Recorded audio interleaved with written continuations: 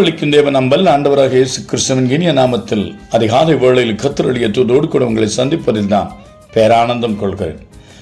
நாம் வாசிக்க தியானிக்க இந்த நாளிலே தெரிந்து கொண்ட வேத பகுதி 1 சாமுவேல் 9:7. அப்பொழுது சவுல் வேலைக்காரனை பார்த்து, நாம் போனாலும் அந்த மனுஷனுக்கு என்னத்தை கொண்டு போவோம்? நம்முடைய கைகளில் இந்த தின்பண்டங்கள் செலவழிந்து போயிற்று. தேவனுடைய மனுஷனாக அவருக்கு கொண்டு போகத்தக்க காணிக்கை நம்மிடத்தில் ஒன்றுமில்லையே என்றார்.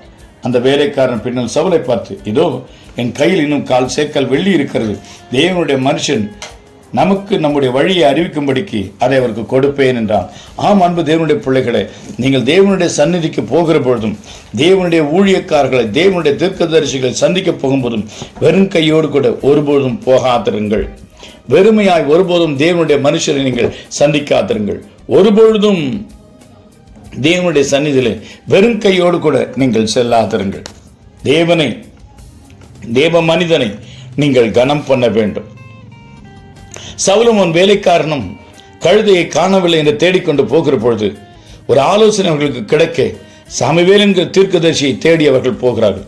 போகும்போதுதான் சவுல் கேட்கிறான், அவரிடத்தில் கொண்டு போக என்னிடத்தில் ஒன்றுமே இல்லை என்று சொல்லுகிறான். வெறுமையாய் தேவ மனிதனை தீர்க்கதரிசியை சந்திக்கவே கூடாது. அதை உணர்ந்தவன் வாழ்க்கையிலே முதலாக ஒரு தீர்க்கதரிசி சவுல் பார்க்க போகிறான். ஆனால் அவனுடைய இருதயத்தில் ஒரு தேவனுடைய மனிதனை தீர்க்கதரிசி நாம் சந்திக்க போகிறோம், ஒன்றுமில்லாமல் வெறுமையாய் போவது எப்படி என்கிறான். வேலைக்காரன் என்னிடத்தில் 1/4 சேக்கல் வெள்ளி இருக்கிறது என்று காணிக்கையாய் கொண்டு போகிறான்.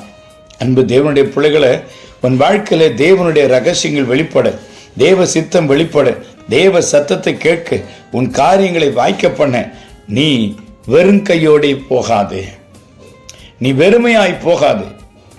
தேவனை அறியாது, தேவ மனிதனை அறியாது அந்த சவுல் கூட தேவ மனிதனை சந்திக்க வெறும் கையோடு போகக்கூடாது என்கிற உணர்வு இருக்கிற போது, தேவனுடைய சத்தியத்தை, தேவனுடைய வழிகளை அறிந்த நீ எவ்விதத்திலே தேவ சந்நிதிக்கு போகிறாய்?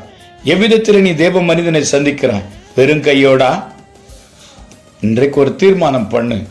நீ தேவ மனிதர்களையும் தேவனையும் சந்திக்க போகிற பொழுது வெறும் கையாக அல்ல, காணிக்கைகளோடு கூட சந்தித்து பார். தேவன் உனக்கு தம்மை வெளிப்படுத்துகிறான், தம்முடைய சித்தத்தை வெளிப்படுத்துகிறான். நீ அவரை காணிக்கைகளை கொண்டு போகிற போது கணம் பண்ணுகிறாய் என்பதை தேவன் அறிகிறார். அன்பின் பரலோக பிதாவே, உம்முடைய கருத்தில் ஒப்புக் கொடுக்கிறோம்.